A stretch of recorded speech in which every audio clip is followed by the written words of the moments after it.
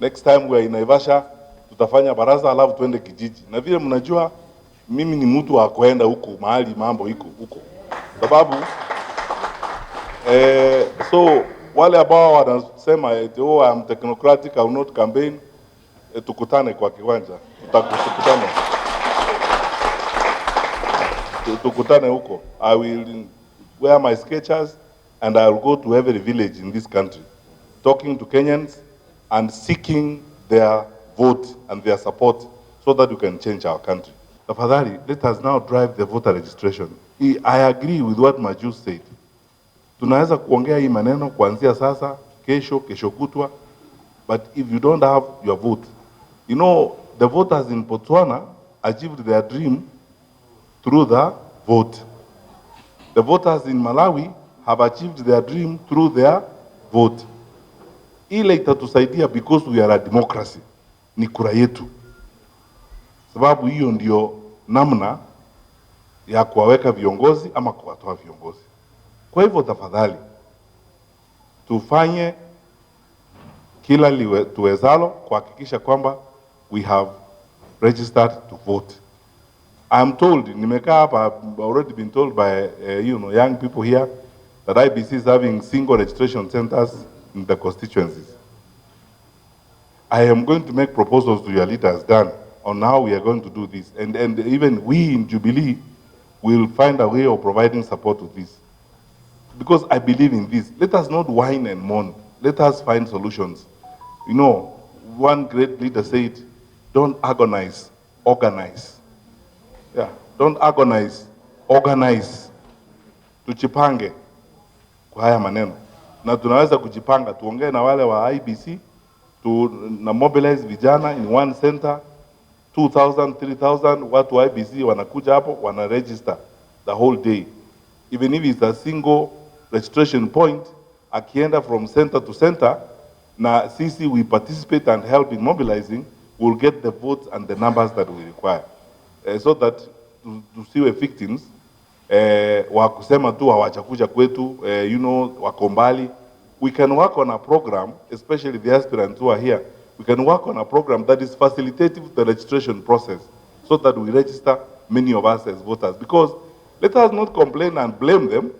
Let us support them to ensure that this is done, because ultimately that is how we will sort out our country.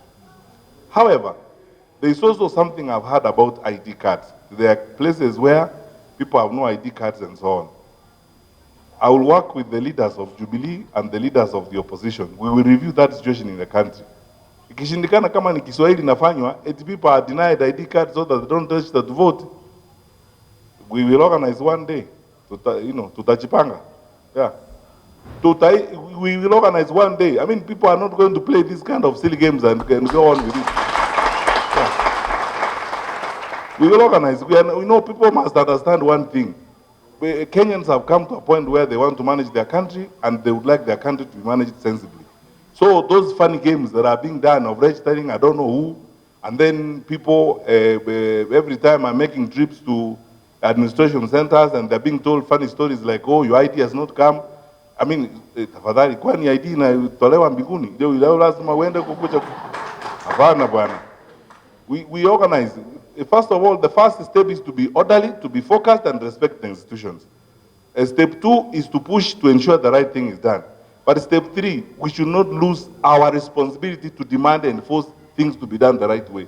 Yeah. Kwa hivyo tutakaa chini na wale viongozi wengine wote.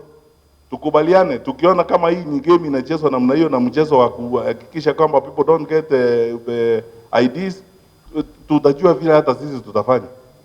Because that is it. Wake up siku moja tutajua vile tutafanya na tutatangaza. Because you see, hatuwezi kupelekwa hivi. Eti kwa sababu unataka, you want to ensure that these young people don't vote because you know they will not vote for you.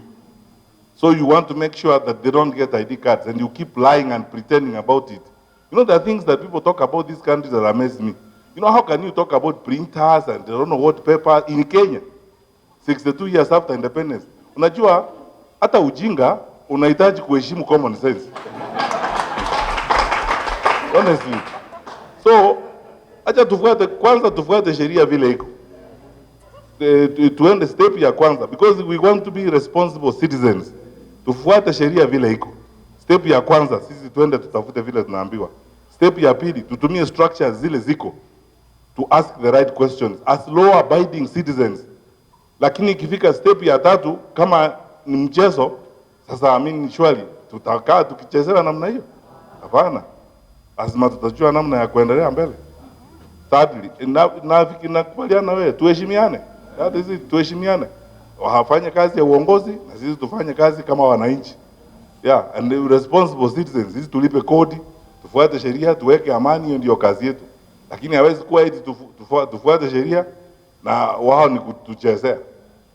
Kutufanya kana kwamba watu ni wajinga, eti kwanza kutumia lugha nyingine hapo eti hatuna kitambulisho. Pesa inatoka wapi ya kuonga watu kila wakati in the form of empowerment? Hakuna pesa ya kuprint kitambulisho. Nyinyi hamjaona watu wakiongwa hapa? Eti empowerment. Inatoka wapi pesa ya kuonga watu kila wakati? Hakuna pesa ya kutengeneza kitambulisho. Kwani mnafikiri wananchi sisi ni wajinga hivyo kweli? Hapana. Hapana. Hiyo tunawaambia na waelewe, tutafuata sheria, lakini lazima ifike mahali tutasema sasa hapa mahali imefika, tuheshimiane. Yeah, these are our rights and we will enforce and demand our rights as we go forward. We are going to be on this trail. Nawaomba vijana. Now, let us mobilize. This is a time to mobilize and ensure that our message goes across to the country.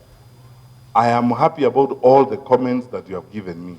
My brother, your comments about our presence in social media, I take it in my stride. And that's why I love meetings like this, because you get accurate, reliable, honest feedback. That's why we are a democracy. That's why we chose democracy. That we talk to each other and respect each other as citizens of this country. Kwa hivyo, ndugu zangu na dada, sasa ni wakati wa kwenda kwa hii safari ya kubadilisha nchi yetu. Na safari hii tunaenda inahitaji tushirikiane sisi wote bila kujali kabila, mahali unatoka. When my friend Rotich spoke here from the Ogiek community, I keep saying this honestly, and God in heaven will hear us. I would like to wake up one morning and my president is a guy from the Ogiek community. Or my president is a guy from Samburu, Marsabit, or Rendile, or Pokomo, or Michikenda. Not a question of saying they must come from a particular community because of numerical numbers and strength and so on. You guys have taught all of us a lesson, and you are now redefining Kenya anew. And I agree with your definition of Kenya, that it should be a country where tribe is not an issue. What is important is delivery of services. That people give you a job and you do the job. I ask this question every time. When you are sick, you go to hospital here, umebebwa hapa na gari, labda ambulance. Ukifika pale kwa board, unaanza kuangalia daktari wa kabila yetu wako kwa duty kwanza kabla sijaingia huko. Jamani, hii ni kasumba ya uzee ya zamani. This is not going to help us at all. The one and only one reason why I fought so hard on cleaning up our exam system is because I wanted fairness and objectivity. I've told this story before. I went to a parents' day in one of our girls' schools. And always I used to ask the school principals, please let the children speak, because now this is also about voice. Let us not develop a situation where we raise our children not to speak to us. All the time ni sisi tunaongea, tunakucha hapa watu wakubwa pere, watu wa siasa, then tunaenda. We should also hear what these children are thinking, because they also have thoughts. They are growing up. And one young girl, I think a Form 3 student in that school, asked me a question, very strong question. Said, Minister, we work very hard.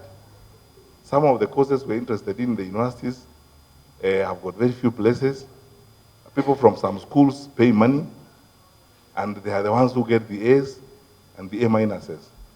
By the time the selection happens to universities, those courses are all filled by people from those particular schools who are able to pay for exams and so on. That was one of our children challenging us. Honestly speaking, That really pricked my heart. And I said, tumefika hapa. Now our children are asking us, what is wrong with us, essentially. I told her, my daughter, I promise you, I will do everything the Lord will enable me to do to ensure this nonsense is sorted out once and for all. And actually, that is the same promise I can give you, young people. If you gave me the opportunity, if I was so lucky and so privileged to win your favor and your vote and your support, to be your leader, I will do everything the Lord will enable me to do to ensure that some of these silly things you see around here don't happen in our country. Because God has blessed us enough and given us enough capacity to live in a country where you are happy, you feel satisfied, you go about your activities, you grow your barethram. Very happy about what that gentleman said about farming, and you engage in your farming activities and succeed. There is no reason why you should be disadvantaged on account of where you come from, on account of where you are born, on account of whether you are a boy or girl.